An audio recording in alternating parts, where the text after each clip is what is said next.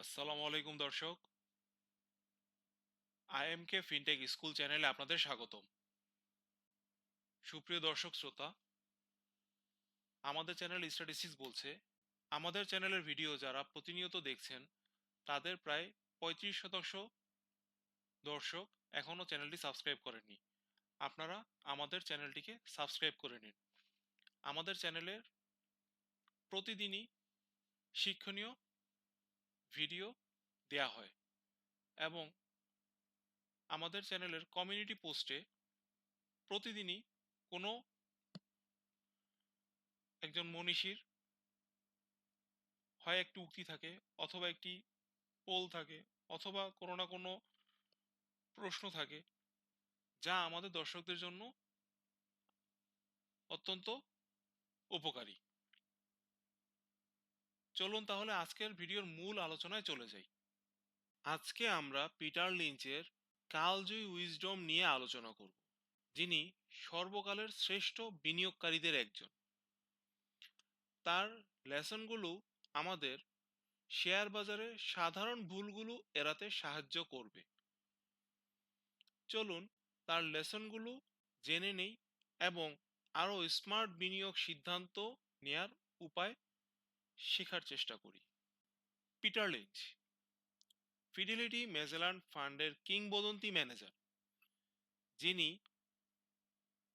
বার্ষিক 29% return generate করতে সক্ষম হয়েছিলেন। তার সাফল্যের রহস্য,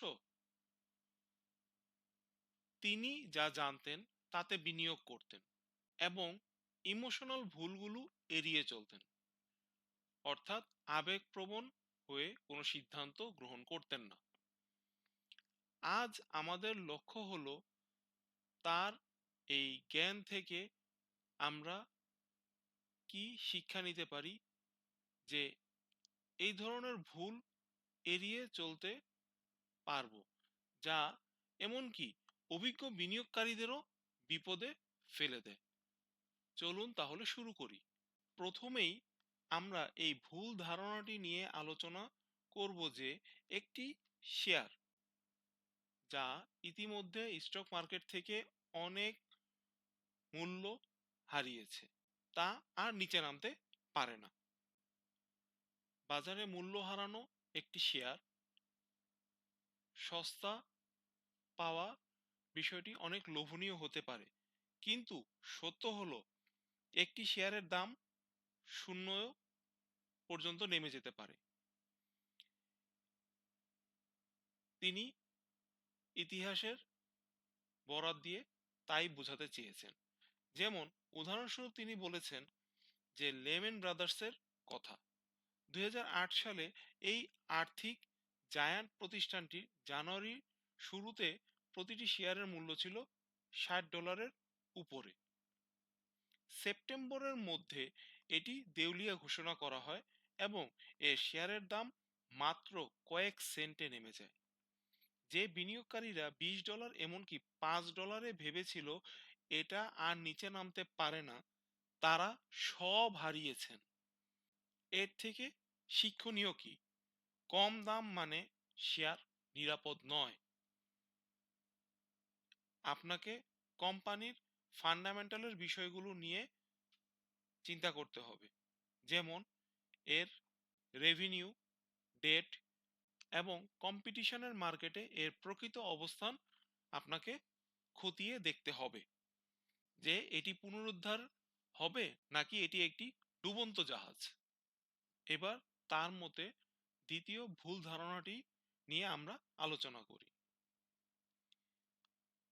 দ্বিতীয় ভুল ধারণাটি হচ্ছে যে একটি শেয়ারের মূল্য অনেক বেড়ে গেছে, এখন এটি থেকে বেরিয়ে যাওয়া উচিত। এই তাড়াহুড়ো করার যে প্রক্রিয়া, তা আপনাকে সত্যিকারের ফান্ডামেন্টালি শক্তিশালী কোম্পানির দীর্ঘমেয়াদী লাভ গ্রহণ করা থেকে বঞ্চিত করতে পারে। তিনি উদাহরণস্বরূপ কোকা কোলার কথা বলেছেন। যদি আপনি 1990-এর দশকে কোকা কোলার শেয়ার বিক্রি করে দিতেন কারণ এটি অনেক বেড়ে গিয়েছে, তাহলে আপনি অবিশ্বাস্য একটি লাভ থেকে নিজেকে বঞ্চিত করতেন। 1980-র দশক থেকে কোকাকোলার শেয়ার প্রায় 50 সেন্ট থেকে বর্তমানে প্রায় 72 থেকে 73 টাকা পর্যন্ত উঠেছে। এটি শুধুমাত্র ঘটেছে এই কোম্পানিটির শক্তিশালী ফান্ডামেন্টালস থাকার কারণে। এই কোম্পানিটির রেভিনিউ রেগুলার, বিশ্বব্যাপী এর ব্র্যান্ডের একটি আনুগত্য রয়েছে এবং এর ম্যানেজমেন্ট খুবই স্মার্ট। বাস্তবতা হলো শক্ত বেসমেন্টের কোম্পানিগুলো বছরের পর বছর, এমনকি দশকের পর দশক ধরে উঠতে পারে। পিটার লিঞ্চের তৃতীয় লেসন হচ্ছে, তিনি বলেছেন, আপনারা কতজন আপনার পোর্টফোলিওতে লসের শেয়ার ধরে রেখেছেন এটা ভেবে যে এটি আবার ফিরে আসবে। লিঞ্চ সতর্ক করে বলেছেন, এটি একটি বিপজ্জনক ধারণা, সব শেয়ার ফিরে আসে না। তিনি উদাহরণস্বরূপ বলেছেন ওয়েস্টার্ন ইউনিয়নের কথা।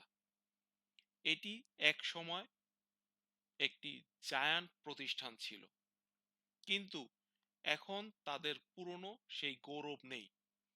এর থেকে শিক্ষণীয় কি? শেয়ার ফিরে আসবে ভেবে ধরে রাখা যাবে না। তার মতে স্টক মার্কেটের আরেকটি ফাঁদ হচ্ছে সস্তা শেয়ার সমূহকে খুব নিরাপদ মনে করা। শুধু একটি শেয়ারের দাম কম বলে এটি কখনোই এর চেয়ে নিচে যাবে না বা 0 পয়সায় পৌঁছাবে না, তা ভাবা সঠিক নয়। পেনি স্টকগুলো প্রায়ই কম দামে বিনিয়োগকারীদের আকর্ষণ করে থাকে, কিন্তু এগুলো সাধারণত দুর্বল ফান্ডামেন্টালের কারণেই সস্তা। লিঞ্চের পরামর্শ কি? শক্তিশালী ব্যালেন্স শিট সহ আন্ডারভ্যালুড কোম্পানির উপর ফোকাস করুন, শুধু দামের উপর নয়। ফলিং স্টক এবং সত্যিকারের ভ্যালু স্টকের মধ্যে পার্থক্য খুঁজে বের করুন এবং বুদ্ধিমত্তার সাথে তা বেছে নিন। পিটার লিঞ্চ বলেন, it's always darkest before the dawn. এই প্রবাদ বাক্যটি অনেক আশাবাদী শোনা যায়, কিন্তু বিনিয়োগের ক্ষেত্রে এটি অত্যন্ত বিভ্রান্তিকরও হতে পারে। একটি ইন্ডাস্ট্রি যখন কোনো প্রকার স্ট্রাগল ফেস করে, যেমন অ্যামাজনের উত্থানের সময় প্রচুর খুচরা ব্যবসা শুধু নিম্ন পর্যায়ে নয়, আরো খারাপ পর্যায়েও চলে গিয়েছিল। লিঞ্চ আমাদেরকে সেই উদাহরণ দিয়ে শিখিয়েছেন, পুনরুদ্ধারের আগে সুস্পষ্ট কোনো ক্যাটালিস্ট থাকতে হবে, যেমন ওই কোম্পানির কোনো নতুন ইনোভেশন থাকতে হবে, অথবা তার ম্যানেজমেন্টের মধ্যে কোনো প্রকার চেঞ্জ আসতে হবে।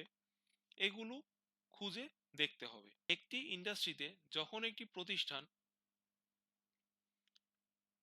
তার কম্পিটিটরের সাথে তুলনা করলে দেখা যাচ্ছে অন্য প্রতিষ্ঠানগুলো ক্রমাগত উন্নতি করছে, কিন্তু সেই প্রতিষ্ঠানের উন্নতি হচ্ছে না। অর্থাৎ অন্ধ আশাবাদে অথবা স্পেকুলেটিভ চিন্তা ভাবনা করে শুধুমাত্র কম দামে পাওয়া যাচ্ছে এটা চিন্তা করে কোনো কিছু কেনা যাবে না। তিনি এও বলেছেন, আপনি কি কখনো এমন শেয়ার ধরে রেখেছেন শুধুমাত্র আপনার লস রিকভার করার জন্য? লিঞ্চ এটিকে অ্যাঙ্করিং বলেন, এবং এটি একটি মারাত্মক ভুল। আপনার কেনা দাম গুরুত্বপূর্ণ নয়, গুরুত্বপূর্ণ হলো কোম্পানির বর্তমান সম্ভাবনা। কেনা দামে ফিরে আসার জন্য ধরে রাখা কোনো কৌশল হতে পারে না, এটি একটি আবেগপ্রবণ বোঝা। তার মতে রেশনাল ইনভেস্টররা ভবিষ্যতের সম্ভাবনার উপর ফোকাস করেন, পূর্বে যে দামে তিনি কিনেছিলেন সেই দামের উপর তারা ফোকাস করেন না। দর্শক, আপনারা যারা ট্রেডিংটাকে সিরিয়াসলি করতে চাচ্ছেন তাদের জন্য আমরা এই মুহূর্তে ২টি কোর্স অফার করছি। একটি হলো মোমেন্টাম মাস্টার, আরেকটি হলো মোমেন্টাম মাস্টার প্রো। যারা টেকনিক্যাল চার্ট অ্যানালাইসিসে একেবারেই নতুন, তাদের জন্য মোমেন্টাম মাস্টার কোর্সটি আমরা রেকমেন্ড করব।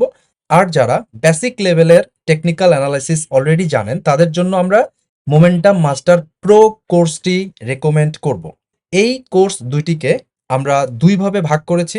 প্রথম ভাগে কোর্স আউটলাইনের যে বিষয়বস্তু থাকবে, এগুলো নিয়ে আমরা রেগুলার ক্লাস করাবো। তারপরে আপনারা মার্কেটে যাবেন এবং নিজেরা ট্রেড করবেন।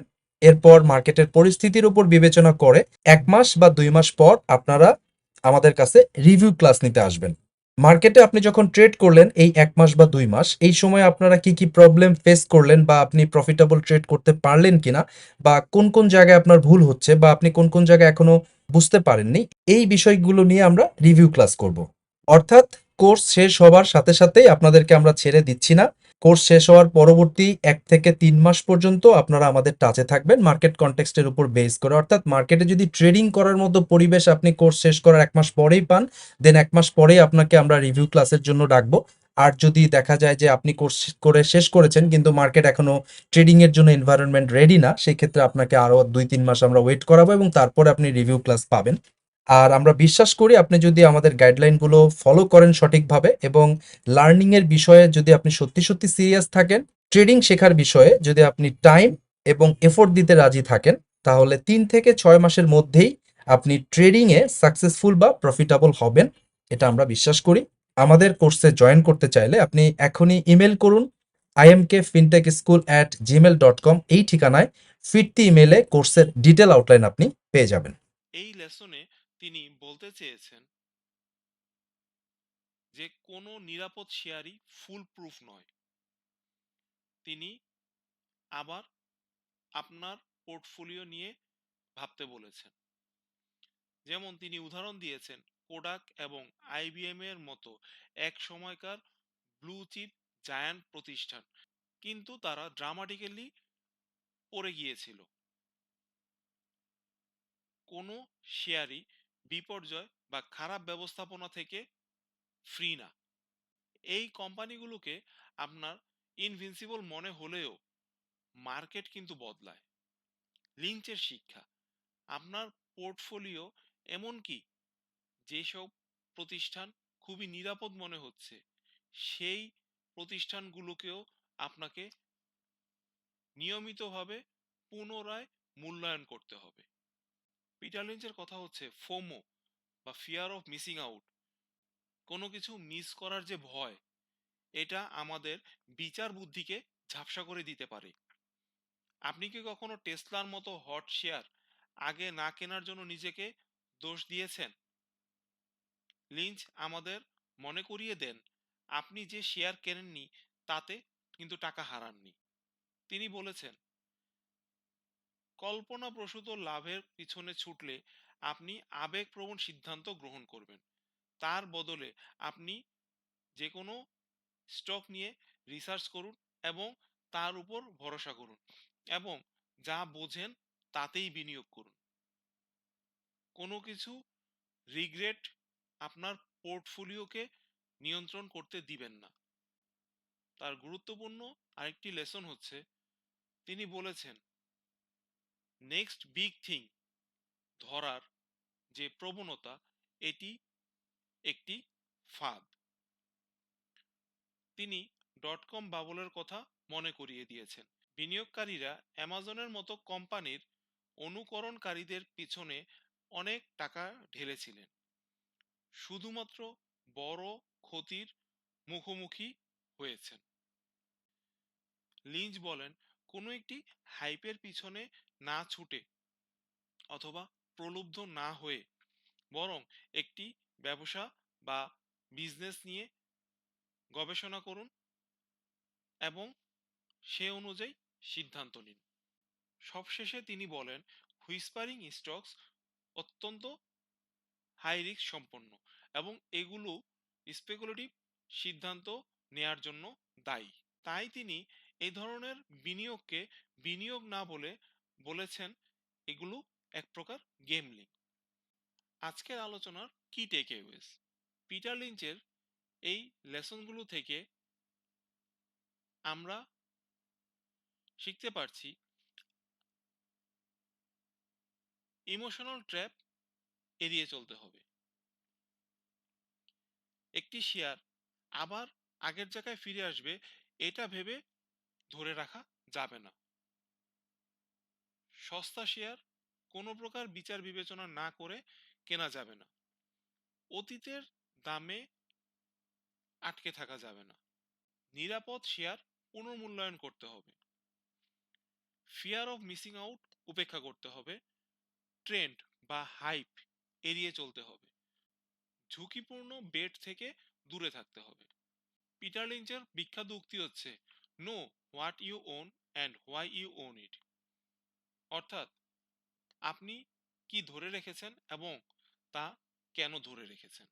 আজকের এই আলোচনা থেকে আইএমকে ফিনটেক স্কুল মনে করে দর্শকবৃন্দরা এই লেসনগুলো নিজেদের জীবনে প্রয়োগ করে একটি কোম্পানিতে বিনিয়োগের আগে অনেক স্পষ্ট গবেষণা করে এবং স্পষ্ট ধারণা নিয়ে এবং আত্মবিশ্বাসের সাথে বিনিয়োগ করবেন। এটি যদি আপনাদের কাছে উপকারী বলে মনে হয় তাহলে লাইক বাটনে ক্লিক করুন এবং আমাদের চ্যানেলটিকে সাবস্ক্রাইব করুন। ধন্যবাদ দর্শক। আল্লাহ হাফেজ।